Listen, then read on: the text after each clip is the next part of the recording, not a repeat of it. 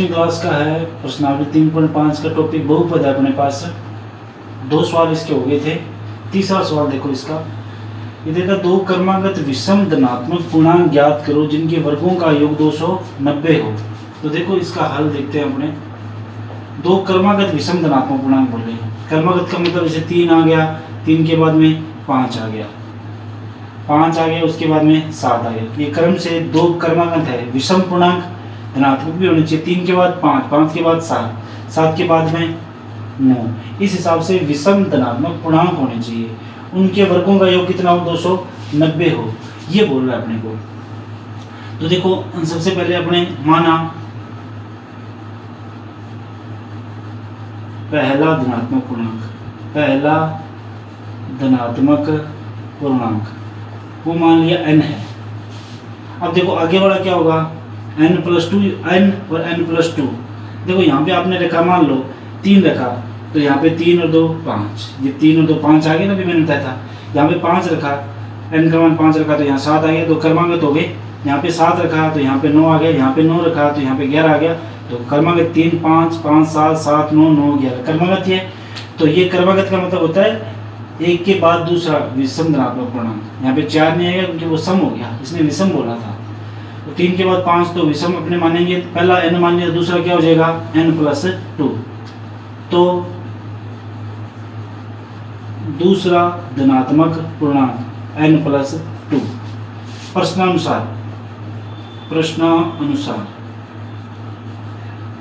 प्रश्नानुसार कह रहा है उनके वर्गों का योग 290 हो। वर्गों का योग मतलब n² और n+2 का स्क्वायर बराबर कितना है, 290। n², इसको खोल लो, कितना आएगा, a+b का square a² plus b² plus 2ab मतलब 4n बराबर 290। ये 2n² हो गया, ये 4n, ये इसके इधर लेके जाओ, 290 माइनस 4, 290 में 4 है 286 रहेगी, माइनस के 286 बराबर में 0। पूरी समीकरण को 2 से भाग कर दो, 2 से भाग करोगे तो यहाँ n² देखो बटा में 2 से भाग करने पर तो ये 2n², ये 2n माइनस ये कितने रह गए, 40 और 3 43 143 बराबर में 0, 286 होते हैं। ठीक है। अब देखो अपने पास गुणा करने पे तो आना चाहिए 143, जोड़ घटाव करने पे आना चाहिए 2 आना चाहिए। ऐसी 2 संख्याएं मानो जिनका गुणा करने पे तो आ जाए 143 और जोड़ घटाव करने पे आ जाए 2। तो देखो मैंने अभी आपको बताया 3 और 5 ये तो कभी पॉसिबल नहीं है, 5 और 7 ये भी पॉसिबल नहीं है, 9 और 11 99 तो ये भी पॉसिबल नहीं है, 11 फिर 13 इनका गुणा करके देख लो। देखो विषम धनात्मक पूर्णांक पीछे क्रमागत बोले थे, तो मैंने ये मान के देख लिया 3 5 नहीं हो सकता, 5 7 नहीं हो सकता, 9 11 नहीं हो सकता, गुणा करने पर 99 आ रहा है, 143 आना चाहिए। तो देखो अपने पास ये आ जाएगा 11 3 एकम 3, इसको गुणा ही कर लो सीधे 11 13 143 ठीक आ रहा है। और 2 11 में से 13 में से 11 चले गए, 2 भी आ रहा है, तो 11 13 हो जाएंगे बस। तो इसका फैक्टर हो जाएगा n² प्लस 13n माइनस में 11n माइनस में 143 बराबर में 0। देखो ये 2 की जगह मैंने ये रखा है बस, n² प्लस इन दोनों में से n कॉमन आ गया, यहाँ पे कितना बचा n+13, इन दोनों में से माइनस 11 कॉमन आ गए, यहाँ पे बचा ये n+13 बराबर में 0। दोनों में से कॉमन आया n+13 बराबर 0, सॉरी n+13 कॉमन आया, यहाँ बचा n-11 बराबर 0। अलग 0 के बराबर रखोगे तो n+13 बराबर 0, एक n बराबर n-11 बराबर 0, तो n बराबर 1 तो आ गया -1, एक n बराबर कितना है 11। तो -13 क्या पॉसिबल है क्या, ये -13 ये माइनस के जब मतलब कम बन जाएंगे, माइनस के 11, तो विषम धनात्मक बोला था, तो ये तो पॉसिबल नहीं है। n बराबर -13 संभव नहीं है, तो n बराबर कितना आएगा 11, तो n+2 मतलब 11 + 2 बराबर में 13। तो क्रमागत विषम धनात्मक पूर्णांक 11 और 13 होंगे। ये आपका 3 नंबर सवाल हो गया। ठीक है।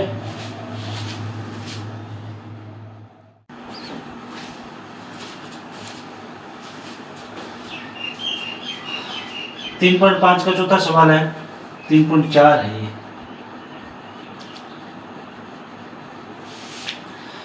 3.4 का तीसरा सवाल मैंने करवा दिया। चौथा सवाल देखो, दो संख्याओं के वर्गों का अंतर 45 है तो छोटी संख्या का वर्ग बड़ी संख्या का 4 गुना है तो दोनों संख्याएं ज्ञात करो। देखो इसका हल देखते हैं। दो संख्याओं के वर्गों का अंतर, अब दो संख्याएं दी गई है ए और बी, मान लो दो संख्याएं हैं अपने पास, उनका अंतर क्या है, वर्गों का अंतर मतलब ए स्क्वायर माइनस में बी स्क्वायर बराबर में कितना है 45 है। तो छोटी संख्या का वर्ग बड़ी संख्या का 4 गुना है। अब इसमें छोटी कौन सी है बड़ी कौन सी है, देखो ए छोटी होगी या बड़ी होगी, ये आप बताओ। ए हमेशा बड़ी होगी, क्योंकि देखो बड़ी में से आप छोटी संख्या घटाओगे, जैसे इसका मान लिया 10 है, इसको मान लिया 9 है, तो इसमें से ये घटाओगे तभी तो उत्तर प्लस का 45 आएगा। अगर छोटी में से बड़ी को घटा दिया, जैसे 9 माइनस 10 करता मैं मान लो, तो ये तो माइनस में उत्तर आता, और माइनस में कहीं नहीं रहा, अंतर 45 है। तो ए तो जो बड़ी संख्या में से छोटी संख्या घटेगी हमेशा, ये आपको पहले पता होना चाहिए। बड़ी संख्या में से छोटी संख्या घटेगी, छोटी में से बड़ी नहीं घट सकती। छोटी में से अगर बड़ी घटती है तो माइनस का उत्तर आता है, लेकिन ये कह रहा है कि प्लस के 45 है ये, तो बड़ी संख्या में छोटी संख्या घटेगी। तो सबसे पहले अपने मानना बड़ी संख्या, पहले अपने मान लेते हैं बड़ी संख्या, माना बड़ी संख्या, मान लिया x है बड़ी संख्या, ठीक है, बड़ी संख्या अपने मान लिया x है। तो छोटी संख्या का वर्ग बड़ी संख्या का 4 गुना है। अब छोटी संख्या का वर्ग बोल रहा है ये प्रश्नानुसार, छोटी संख्या उसका वर्ग वो किसके बराबर है, बड़ी संख्या x थी उसके 4 गुना, मतलब 4 को x से गुणा करो, 4x के बराबर है। इसने बोला 4 गुने के बराबर है, तो छोटी संख्या का वर्ग कितना आ जाएगा 4x। अब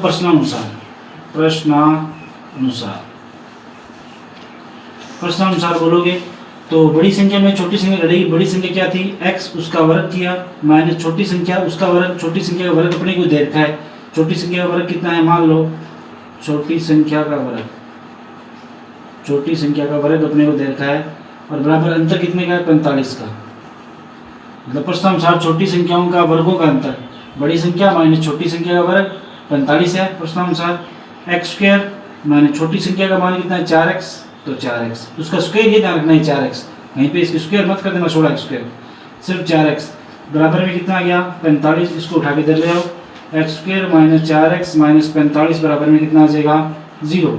अब इसका हल करना है अपने को, तो ऐसी कोई दो संख्या उनका गुणा करने पे अपने पास आ जाए 45 और जोड़ घटाव करने पे आ जाए 4। ऐसे दो गुणनखंड बताओ, 9 और 5 हो जाएंगे, 9 में से 5 चले गए तो 4 बचेंगे, 9 5 45 होते हैं। तो x square minus 9x plus 5x minus 45 बराबर में 0। इन दोनों में से केवल x कॉमन आएगा, यहाँ बचा x माइनस 9। इन दोनों में से 5 कॉमन आएगा, यहाँ बचेगा x माइनस 9। इन दोनों में से अपने पास x माइनस 9 कॉमन आएगा, अंदर बचेगा x प्लस 5 बराबर में 0। अलग अलग बराबर 0 रखो, x माइनस 9 बराबर 0, एक x प्लस 5 बराबर 0। तो x बराबर 1 तो 9 आ गया और एक x बराबर माइनस 5 आ गया। तब देखो क्या दोनों संभव है, x बराबर माइनस 5 ये माइनस के 20 हो जाते हैं, मतलब ये अपने पास 25 ये माइनस 20। क्या x का मान 5 पॉसिबल है क्या, या x का मान 9 पॉसिबल है। अगर मान लो x बराबर आपने 9 रखा तो बड़ी संख्या तो अपने पास हो जाती 9, ठीक है ना, और छोटी संख्या अपने पास, छोटी संख्या का वर्ग जो होता वो कितना होता 36। मतलब बड़ी संख्या का वर्ग 81 माइनस 36 करते तो अपने पास साइड 45 आ जाता है, ठीक है ना। बड़ी संख्या का वर्ग 9 का वर्ग 81 माइनस छोटी संख्या का वर्ग 36 बराबर 45 आता। अब x बराबर माइनस 5 रखते हैं यहाँ पे, तो x का मान मतलब बड़ी संख्या तो मान लो माइनस 5 होगी और छोटी संख्या का वर्ग कितना हो गया माइनस के 20 हो गए। तो क्या इन दोनों का अंतर ये 45 आ जाएगा, कभी नहीं आएगा, क्योंकि ये 25 हो गया। मान लो छोटी संख्या का वर्ग किया आपने अपने पास आया, देखो छोटी संख्या बड़ी संख्या अपने पास माइनस 5 मान लिया, इसका उत्तर माइनस 5 ही आया। तो इसका वर्ग किया, माइनस 5 का वर्ग होता है प्लस के 25, ठीक है ना। फिर अपने पास कह रहा है x का मान यहाँ माइनस 5 रखो, तो ये हो गया माइनस के 20 हो गए अपने पास। तो इन दोनों का अंतर अब 25 माइनस 20, इन दोनों को जोड़ोगे तो अपने पास 25 प्लस 20 45 आ रहा है। तो ये भी सही है और ये भी सही है, दोनों ही सही है। अपने को चेक करने पड़ेंगे यहाँ पे दोनों ही मान कि दोनों संख्याएं ज्ञात करो अपने पास, या तो 9 और ये अपने पास हो जाएंगे, अपने पास मतलब 36 उसका वर्ग मतलब 6 आ जाएंगे। और ये अपने पास ये करोगे मानना तो आप लिख दो, मानना तो बड़ी संख्या बराबर 9 और छोटी संख्या देखो अगर ये 36 है तो इसका वर्गमूल अपने हटाओगे तो अपने पास कितना मिल जाएगा, केवल 6। तो बड़ी संख्या तो आ गई 6 और बड़ी संख्या तो आ गई 9 और छोटी संख्या कितनी आ गई 6। अब एक बड़ी संख्या ये भी मान सकते हो, बड़ी संख्या मान लो -5 और छोटी संख्या ये -20, इसका वर्गमूल करते तो ये माइनस में रहता, अंडर में माइनस आता, जो पॉसिबल नहीं है। तो आपका उत्तर यही आएगा केवल। देखो यहाँ पे तो पॉसिबल था लेकिन यहाँ पे रूट में मान नहीं आ रहा उस संख्या का, तो अपने पास कह देंगे कि यह पॉसिबल नहीं है, x बराबर -5 संभव नहीं है। यहाँ भी रख के चेक करना होगा आपको, केवल यहाँ दोनों मान में पता नहीं लगेगा।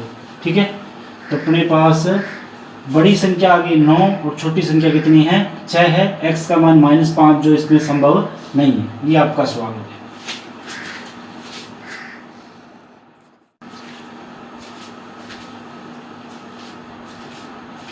पांचवा सवाल है 16 को 2 भागों में इस प्रकार से विभाजित कीजिए कि बड़े भाग के वर्ग का दुगना छोटे भाग के वर्ग से 164 अधिक है।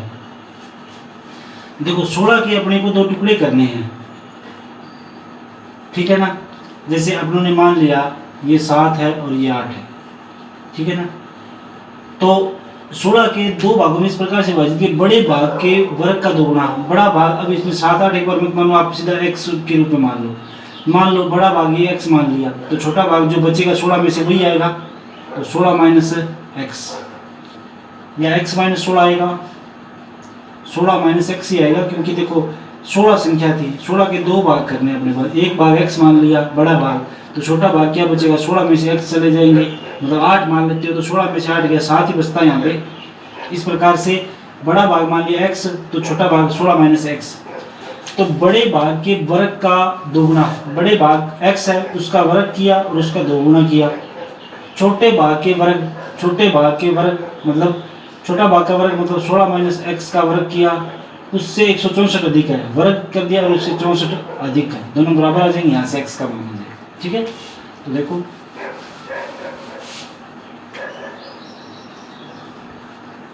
माना बड़ा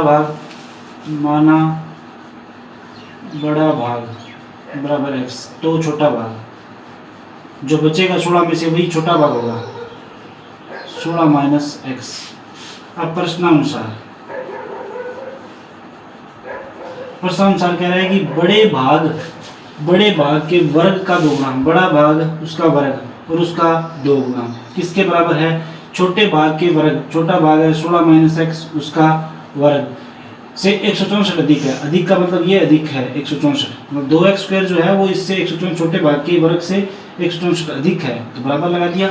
अब इसको हल कर देते हैं, ये आया 2x स्क्वायर, इसका स्क्वायर खोलोगे a माइनस बी का स्क्वायर, a स्क्वायर 16 का वर्ग होता है 256 और ये अपने पास आ जाएगा प्लस x स्क्वायर और माइनस में 32x प्लस 164।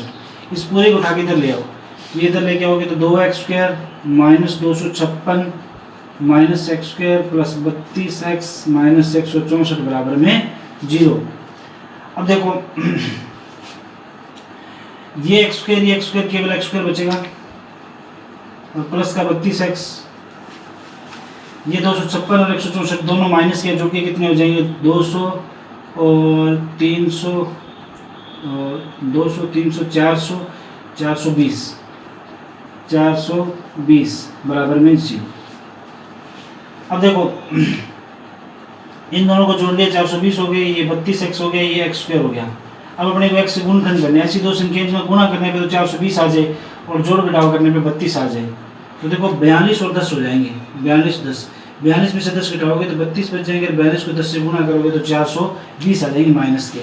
तो अपने पास आ जाएगा x square plus 42x minus 10x, मतलब 32 की जगह ये लिख दिया माइनस 420 बराबर में 0। इन दोनों में से x कॉमन आया, कितना बचा x प्लस 42, इन दोनों में से -10 कॉमन है, यहाँ पे बचा x प्लस 42 बराबर में 0। दोनों में से x प्लस 42 कॉमन आ गया, x प्लस 42 दोनों में से कॉमन आ, यहाँ बचेगा x माइनस 10 बराबर में 0। अलग अलग बराबर 0 हो गया, x प्लस 42 बराबर 0, x माइनस 10 बराबर 0। x बराबर 1 तो माइनस के 42, एक x बराबर में 10, तो अपने पास संख्याएं मिल जाएगी। अब देखो x बराबर 10 रखते हो तो बड़ा भाग तो आ जाएगा, बड़ा भाग तो 10, और छोटा भाग अपने पास कितना आएगा 6, छोटा आ जाएगा 16 माइनस 10 बराबर में 6। ये आपका क्या हो जाएगा, आंसर हो जाएगा। अगर आप 42 लेते हैं तो बड़ा भाग तो आ जाता मान लो 42, छोटा भाग कितना होता है 16 माइनस 42 मतलब प्लस 42, 16 माइनस 42 तो ये तो प्लस का हो जाता, तो ये कभी बड़ा भाग हो ही नहीं सकता, तो -42 संभव नहीं है, संभव नहीं है। तो x बराबर अपने पास क्या आएगा 10, तो बड़ा भाग 10 और छोटा भाग 6, इन दोनों का वर्ग मतलब ये चीज़ करोगे तो ये अपने पास सत्य हो जाएगी बात।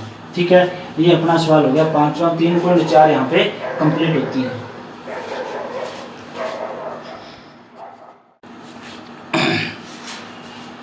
अब देखो 3.5 है, उसका पहला सवाल और थर्ड सवाल, दूसरा तुम खुद कर लेना, पहले तीनों समझ लो, मतलब पहला और तीसरा समझ लो। इसमें दोनों ही क्या करना है, मूल्यों की प्रकृति। सवाल आपका ये है कि मूल्यों की प्रकृति ज्ञात करो, पहले के अंदर 5 सवाल है, वो पहला और तीसरा मैं करवा रहा हूँ। देखो मैंने सबसे पहले एक दिन आपको इससे पहले वाले वीडियो में बताया था आपको कि कोई भी मूल्यों की प्रकृति आप ज्ञात करते हो, मूल्यों की प्रकृति, तो मैंने श्रीधराचार्य सूत्र के अंदर विवेचक निकाला था,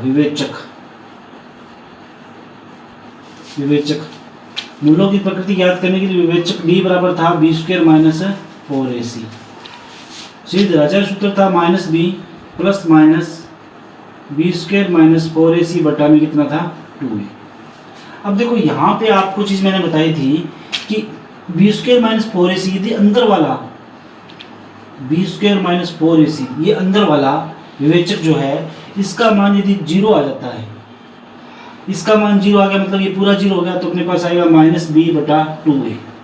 किसी भी द्विघात समीकरण के अंदर ये श्रीधराचार्य सूत्र लगता है, श्रीधराचार्य सूत्र जो होता है वो लगता है अपने पास द्विघात समीकरण में, कोई भी द्विघात समीकरण उसमें मिलता है। और द्विघात समीकरण का मतलब होता है x के 2 मान आते हैं, ठीक है, x के 2 मान आते हैं, तो ये द्विघात समीकरण में लगेगा। अब यदि b² माइनस 4ac का मान 0 ही हो गया तो -b बटा 2a ये जो मान होगा x का यही मान आएगा, और 2 मान आने चाहिए, तो मतलब दोनों मान सेम आएंगे। तो कहने का मतलब फर्स्ट नंबर तो ये हो गया कि यदि b² माइनस 4ac 0 हो गया तो मूल, दोनों मूल जो होंगे वो दोनों सेम होंगे, -b बटा 2 ही होंगे, मूल समान होंगे तथा वास्तविक होंगे। ये मैंने आपको बता दिया, लेकिन एक बार फिर बता देता हूँ, अपने को यही सवाल पूछा है, वास्तविक होंगे, क्योंकि -b बटा 2 कोई वास्तविक संख्या मिलेगी अपने पास तो वास्तविक होंगे, और दोनों के दोनों मूल सेम ही होंगे। -b बटा 2 पहला भी होगा, दूसरा -b बटा 2 क्योंकि ये 0 हो गया। अब दूसरा केस b² माइनस 4ac यदि 0 से छोटा आ गया, अब देखो ये 0 छोटा आ गया, इसका मतलब ये माइनस में आ गया, और माइनस में अंडर में कोई पॉसिबल नहीं है, तो लिखोगे मूल वास्तविक नहीं है, वास्तविक नहीं है, काल्पनिक है, काल्पनिक है। ये अपने ज्ञात भी नहीं करेंगे और सीधा लिख देंगे कि हाँ ये काल्पनिक है।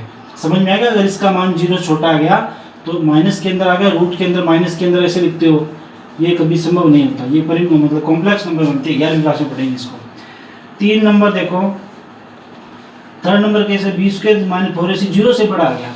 अब देखो यहाँ पे ये 0 से बड़ा आ गया, ठीक है ना, ये 0 से बड़े मतलब यहाँ पे 5, 6, रूट 5, 6 कुछ भी मान आ जाए, तो मूल तो होंगे वास्तविक, मूल क्या होंगे वास्तविक, हाँ निकाल सकते हैं अपने, वास्तविक का मतलब है निकाल सकते हैं, तथा वास्तविक होंगे, तथा एक बार तो प्लस लोगे तो अलग मान आएगा, एक बार माइनस लोगे, तथा भिन्न भिन्न होंगे, मतलब दोनों मूल होंगे वो भिन्न भिन्न होंगे, भिन्न भिन्न होंगे। बस ये आपको ध्यान रखना है कि यदि 0 आ जाए b² माइनस 4ac का मान तो मूल समान होंगे तथा वास्तविक होंगे। तो अपने पास ये एक चीज़ लिख देने परिमेय होंगे, परिमेय का मतलब p बटा q का रूप बन रहा है, तो ये परिमेय होंगे, ठीक है। b² माइनस 4ac मूल वास्तविक नहीं है क्योंकि ये तो काल्पनिक हो गया, इसका तो वास्तविक नहीं है, काल्पनिक हो गया तो छोड़ ही देना है। इसका मान 0 से बड़ा आ गया तो मूल वास्तविक होंगे, भिन्न भिन्न होंगे, तथा क्या होंगे अपरिमेय होंगे, क्योंकि अंडरूट के अंदर मिल रहे हैं। ये अनरूट के अंदर मिलेंगे अपने। अनरूट के अंदर संख्या क्या होती है सारी अपरिमेय, तो ये अपरिमेय होंगे। ठीक है, तो ये 3 चीज़ आपको इन सवालों के अंदर लगानी है और बताना है कि मूल वास्तविक होंगे, काल्पनिक होंगे, क्या होंगे। ठीक है, तो अब ये सवाल करते हैं अपने, ये चीज़ आप ध्यान रखना, कॉपी में ये उतार लेना साथ में। अब देखो इसको करते हैं।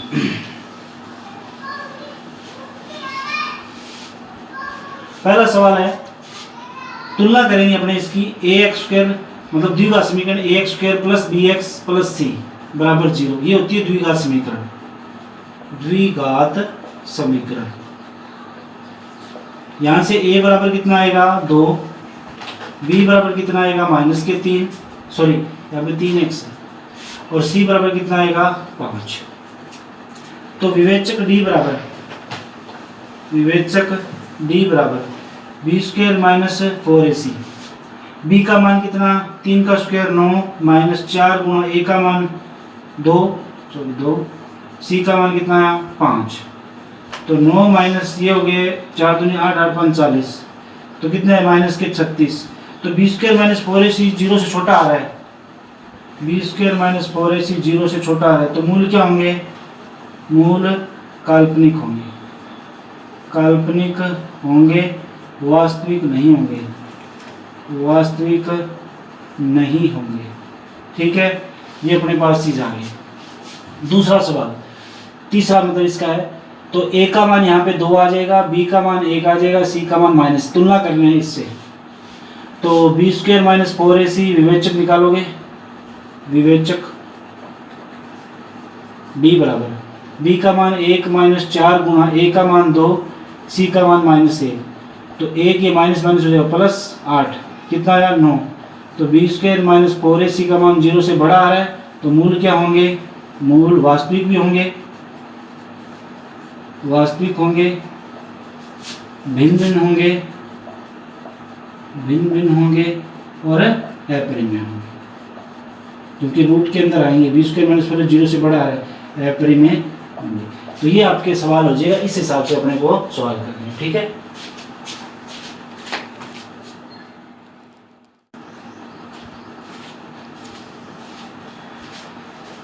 पांचवा छठा देखो, पहले का ही है ये 3.5 का, पहले का पांचवा छठा सवाल देखो। पहले मैंने पहला और तीसरा करवा दिया, बाकी तुम कर लेना। देखो a का मान यहाँ पे 2, b का मान यहाँ पे 5, c का मान यहाँ पे 5। विवेचक d, मूलों की प्रकृति याद करनी है। विवेचक d बराबर b² - 4ac, b का मान 5 तो 25 -4 × 2 × 5, तो 25 - 5 का 20 दूना 40, तो ये आ गया -15। b² - 4ac 0 छोटा है, तो मूल क्या होंगे? काल्पनिक होंगे। मूल काल्पनिक होंगे, वास्तविक नहीं होंगे। इसके अंदर a का मान 3, सबसे पहले 3 इसका एलसीएम ले लो। 3 इसका लघुत्तम लिया, अपने पास कितना आया? ये 3, ये 9x² - 6x + 1 बराबर 0। तिरछा गुणा करोगे तो ये 0 इधर चला जाएगा, अपने पास समीकरण आ जाएगी 9x² - 6x + 1 बराबर में 0। यहाँ से तुलना करोगे, a बराबर तो है 9, b बराबर है -6, c बराबर है 1। तो वही विवेचक d बराबर, मूलों की प्रकृति याद करनी है, सवाल आपका वही था। b² - 4ac, b का मान -6, उसका स्क्वायर करोगे 36 -4 गुणा a का मान 9 और c का मान 1। 36 - 36 ये हो गया 0। तो b² - 4ac बराबर 0 हो गया। तो 0 होने पे क्या बताया था? मूल वास्तविक होंगे, वास्तविक होंगे, समान होंगे और परिमेय, परिमेय संख्या के रूप में। ये आपके दोनों सवाल हो गए, पांचवा और छठा। केवल मूल ज्ञात करने थे।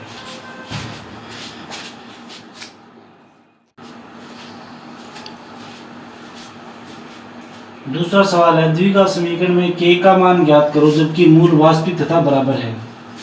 अब ये कह रहा है मूल वास्तविक तथा बराबर है। दूसरी कंडीशन पूछ रहा है, पहली कंडीशन मैंने था मूल वास्तविक और बराबर कब होते हैं? जब b² - 4ac बराबर कितना हो जाए? 0 हो जाए। मूल वास्तविक भी होते हैं, मतलब आपके पास में b² √ वाला 0 हो जाएगा, तो मूल वास्तविक भी होंगे और समान भी होंगे, दोनों सेम ही होते हैं। तो b² - 4ac बराबर 0, इसका मतलब b² बराबर 4ac, ये आएगी कंडीशन। इसको उधर लेके जाओगे तो ये आ जाएगी। तो मूल वास्तविक हैं तो अपने पास बी स्क्वायर माइनस 4ac बराबर 0 होता है। सबसे पहले द्विघात समीकरण बना लो, इस kx को अंदर गुणा करो तो kx स्क्वायर यह आ जाएगा -2kx प्लस 6 बराबर में 0। अब यहाँ से ax square plus bx plus c बराबर 0, इससे इसकी तुलना करोगे तो अपने पास देखो a का मान आया अपने पास k, b का मान आया -2k और c का मान आया 6। अब मूल वास्तविक का बराबर है तो बी स्क्वायर माइनस 4ac बराबर कितना आ जाएगा 0। तो इसको अपने हल करते हैं, बी स्क्वायर माइनस 4ac बराबर 0, तो b का स्क्वायर इसका स्क्वायर करोगे तो -2k का स्क्वायर माइनस 4ac, 4a का मान कितना है, a का मान k है k और c का मान कितना है 6 बराबर में 0। तो देखो इसका स्क्वायर करोगे तो ये 4k स्क्वायर आ जाएगा, ये 24k आ जाएगा बराबर में 0, 24k। दोनों में से k कॉमन ले लो या 4k कॉमन ले लो, 4k कॉमन लो जाए तो k माइनस 6 बचेगा बराबर 0। अलग अलग 0 बराबर रखो, एक तो k बराबर 0, एक k बराबर में 6, तो ये दो मान आएंगे क्योंकि द्विघात समीकरण है तो k के दो मान आएंगे।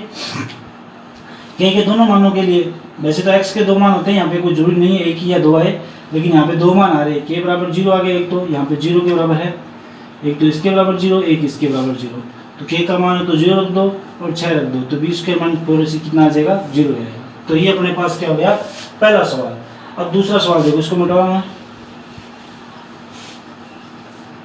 दूसरा सवाल ये अपने पास यहाँ से तुलना कर लोगे ax square plus bx plus c से। a का मान कितना है 1 है, b का मान कितना है, जो x को छोड़ के जो बचा है वो b का मान -2k प्लस 1, c का मान कितना है k स्क्वायर। तो मूल वास्तविकता समान है तो बी स्क्वायर माइनस 4ac बराबर 0 होता है। ये कंडीशन लगाए मूल वास्तविकता बराबर है, ये होता है बी स्क्वायर माइनस 4ac बराबर 0। बी का स्क्वायर उसका स्क्वायर करोगे तो -2k प्लस 1 का स्क्वायर किया, -4, a का मान 1 और c का मान k स्क्वायर बराबर में 0। इसका होल स्क्वायर खोलोगे तो अपने पास देखो 2 का स्क्वायर होता है 4 और माइनस का स्क्वायर प्लस हो गया, इसका k प्लस 1 का k square plus 1 plus 2k, इसका स्क्वायर खोल लिया मैंने। पहले -2 का स्क्वायर किया 4, k प्लस 1 का स्क्वायर किया k square plus 1 plus 2k -4k square बराबर में 0। देखो 4 दोनों में से कॉमन आ रहा है वो तो कट के 0 हो जाएगा, उधर 4 कॉमन आके उधर 0 चला जाएगा। अब देखो ये k square plus 1 minus plus 2k minus k square बराबर में 0, ये प्लस का k स्क्वायर माइनस का k स्क्वायर, 2k बराबर ये 1 को उधर लेके जाओ माइनस का 1, तो k बराबर -1/2। तो k किस मान के लिए पूछा है तो k बराबर -1/2 के लिए मूल वास्तविक भी होंगे तथा बराबर भी होंगे। ये सवाल अपना हो गया दूसरा। अब 3 नंबर ये सवाल देखो, इसको मिटा देता हूँ, ऊपर लिख देता हूँ। 3 नंबर सवाल है k प्लस 1 एक्स स्क्वायर और 2k माइनस 1 एक्स प्लस 1, मतलब अपने पास ax square plus bx plus c से तुलना करोगे तो a का मान आ जाएगा जो x के गुणा में पड़ा है k प्लस 1, b का मान आ जाएगा अपने पास -2k माइनस 1 ये वाला, और c का मान कितना आ जाएगा 1 आ जाएगा। ये अपने पास हो गया। अब अपने को बी स्क्वायर माइनस 4ac अपने को निकालना है। मूल वास्तविकता बराबर है तो बी स्क्वायर माइनस 4ac बराबर में 0। इसका स्क्वायर करोगे तो -2k माइनस 1 का स्क्वायर किया अपनों -4, a का मतलब k प्लस 1 है यहाँ पे और c का मतलब 1 है, बराबर में कितना आ गया 0 आ गया। इसका स्क्वायर करोगे तो देखो -2 का स्क्वायर तो 4 आ गया और k माइनस 1 का स्क्वायर खोलोगे तो k स्क्वायर प्लस 1 माइनस में 2k, मतलब a माइनस b का स्क्वायर खोल दिया। माइनस इसको गुणा करो, 4 को अंदर गुणा करो 4k और ये आ जाएगा -4, ये माइनस भी साथ में आ गया। देखो 4 को k से किया 4k, ये माइनस आ गया, 4 को 1 से किया 4 और ये -1 अंदर चला गया, 1 तो गुणा में 1 के बराबर में 0। इस 4 को अंदर गुणा करो, देखो 4 कॉमन लाके काट ही दो, सब में से 4 कॉमन या गुणा कर लो चाहे जो आपको अच्छा लगता हो, 4 कॉमन ले लो सभी में से और बराबर में 0 चला जाएगा। तो यहाँ बचेगा k square plus 1 minus 2k, ये 4 कॉमन है तो यहाँ के यहाँ भी 4 कॉमन है तो -1 बराबर में 0। या पूरी समीकरण 4 से भाग दिया, यहाँ भाग दिया 4 से 4 कट गया, यहाँ भाग दिया 4 से 4 कट गया, यहाँ भाग दिया 4 से 4 कट गया। ठीक है, अब देखो ये k स्क्वायर, ये प्लस का 1, ये माइनस का 1, ये भी दोनों कट गए, ये 2k माइनस 3k मतलब 2k माइनस k 3k बराबर में 0। दोनों में से k कॉमन आ रहा है तो k माइनस 3 बराबर में 0। अलग अलग जीरो के बराबर करोगे तो एक बार इसके बराबर जीरो, एक बार इसके बराबर जीरो, तो के बराबर एक बार तो जीरो और के बराबर एक बार 3। तो ये दो मान आएंगे जिसके लिए क्या हो जाएंगे, संतुष्ट हो जाएंगे, मतलब मूल वास्तविक भी होंगे और बराबर भी होंगे। तो ये अपने 3 सवाल हो गए। बाकी 2 नंबर के सवाल है वो तुम देख लेना, ठीक है।